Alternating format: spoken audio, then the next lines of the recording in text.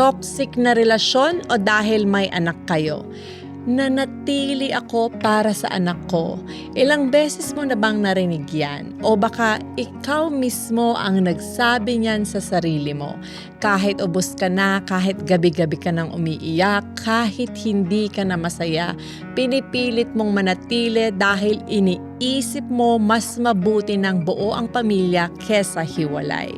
Pero may tanong ako, buo pa ba talaga ang pamilya kung araw-araw namang nakikita ng anak mo ang sigawan, ang malamig na trato, ang respeto na matagal nang nawala?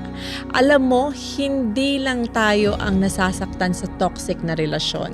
Tahimik man sila pero nararamdaman din ng mga bata ang lahat. Nakikita nila kung paano tayo tratuhin, naririnig nila ang mga salitang akala natin hindi nila naiintindihan. At unti-unti nilang iniisip na ganito siguro ang normal na relasyon. Minsan, ang pinakamalaking sakripisyo ay hindi ang manatili.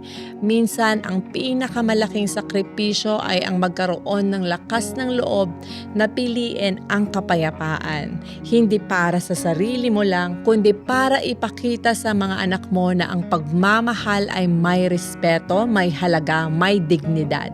Dahil balang araw, magkakaroon din sila ng sariling relasyon. At ang tanong, ang relasyon mo ba ngayon ang gusto mong gayahin nila? Kung hindi, baka panahon na para tanungin mo ang sarili mo. Nananatili ba ako para sa anak ko o natatakot lang ako magsimula ulit?